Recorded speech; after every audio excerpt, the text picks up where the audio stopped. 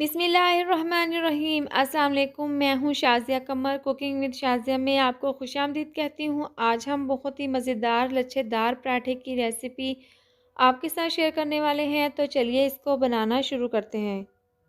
लच्छेदार पराठा बनाने के लिए सबसे पहले आटा हम गूँध लेंगे, तो उसके लिए हमने 2 कप लिए हैं ऑल पर्पज़ फ्लोर यानी कि मैदा, और इसको हम बड़े से बर्तन में डाल लेंगे और हमने इसको अच्छे से छान लिया है। सबसे पहले इसमें टेस्ट के हिसाब से हम आधी चम्मच नमक डाल देंगे और साथ में हम इसमें 1 चम्मच चीनी डाल देंगे। साथ में हम इसमें 2 चम्मच कुकिंग ऑयल डाल देंगे और इसको डालने के बाद हम हाथों की मदद से इसको अच्छे से मिक्स कर लेंगे। ऑयल डालने से लच्छेदार पराठा बहुत ही क्रिस्पी बनेगा और इसको हम अच्छे से मिक्स कर लेंगे और मिक्स करने के बाद हम इसको पानी डालकर इसको अच्छे से गूँध लेंगे।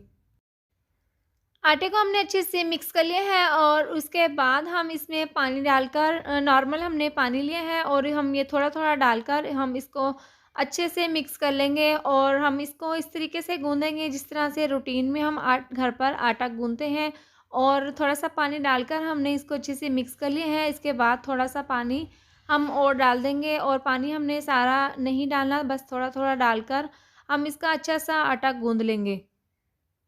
और अगर आपको हमारी वीडियोस पसंद आती हैं इसको लाइक और शेयर ज़रूर किया करें, और अगर आप चैनल पर नए हैं तो इसको सब्सक्राइब भी ज़रूर किया करें। आटे को हमने पानी डालकर अच्छे से समेट लिया है और उसके बाद हमने अब इसकी अच्छी सी मुक्की लगाकर इसको हमने अच्छे से गूँध लेना है ताकि ये अच्छे से सॉफ्ट हो जाए, और ज़्यादा हमने इसको पतला या ज़्यादा सख्त नहीं गूँधना, नॉर्मल सा हमने अच्छे से आटा गूँध लेना है। आटे को हमने अच्छे से गूँध लिया है। इसके बाद हम इसी बर्तन में इसके ऊपर दोबारा से 1 चम्मच ऑयल डाल देंगे और ऑयल डालने के बाद हम इसको अच्छे से कवर कर लेंगे और हम इसको तकरीबन 30 मिनट के लिए रेस्ट के लिए रख देंगे। आटे को रखे हुए 30 मिनट हो गए हैं। इसके बाद हम इसके ऊपर से कवर उतार लेंगे और इसके बाद हम इसके ऊपर दोबारा से मुक्की लगा लेंगे, और आटा काफ़ी हद तक नरम हो चुके हैं। तो इसके बाद हम इसको उठाकर इसके हम पेड़े बना लेंगे और पेड़े बनाने के बाद हम इसके लच्छेदार पराठे बना लेंगे। हमने आटे के 2 अदद पेड़े बना लिए हैं और इसके बाद हम इसको बेलकर इसके पराठे बना लेंगे। तो सबसे पहले हम पेड़े को हाथों की मदद से मज़ीद इस तरह से बढ़ा लेंगे और उसके बाद हम इसको बेलन की मदद से अच्छे से प्रेस कर कर अच्छे से इसकी बड़ी सी रोटी बना लेंगे।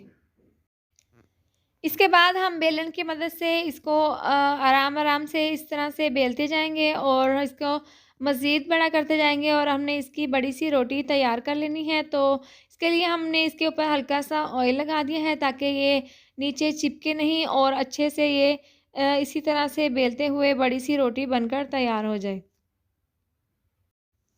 तो यहाँ पर हमने बड़ी सी रोटी बेल ली है। इसके बाद 4 चम्मच ऑयल में हम 2 चम्मच कॉर्नफ्लोर डाल देंगे और इसको डालने के बाद हम इसको अच्छे से मिक्स कर लेंगे।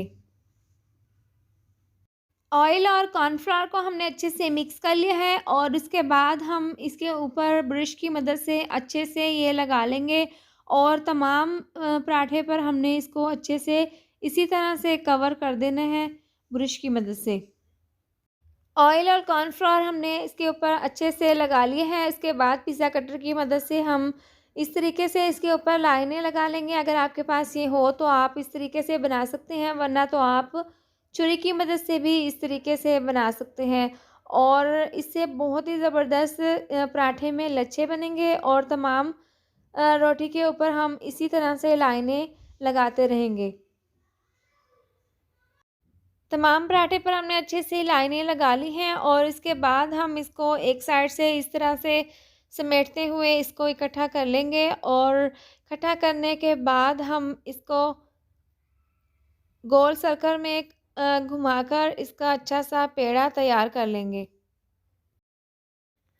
इस तरीके से तमाम पराठा हमने समेट लिए हैं और उसके बाद हम इसको गोल सर्कल में इस तरीके से कर लेंगे, और इसके बाद हम इसको एक किनारा इसका पकड़कर इसको हमने इस तरीके से गोल गोल करके इसका हमने ज़बरदस्त सा पेड़ा बना लिया है। और आप देख सकते हैं कि यहाँ पर कितना ज़बरदस्त तरीके से हमने पेड़ा बनाया है, और एक पेड़ा हमने तैयार कर लिया है और दूसरा पेड़ा भी हम इसी तरह से रेडी कर लेंगे।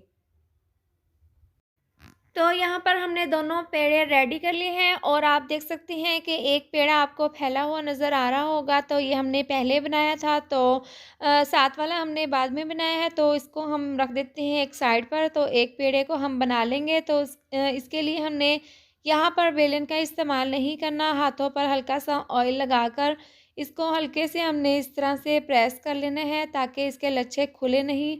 और आराम से हमने इसको इसी तरह से हल्के-हल्के हाथों से प्रेस करके इसको थोड़ा-सा बड़ा बना बेल लेना है और उसके बाद हम इसको तवे पे डालकर इसको अच्छे से बना लेंगे और बहुत ही ज़बरदस्त इसके लच्छे बनकर तैयार होंगे।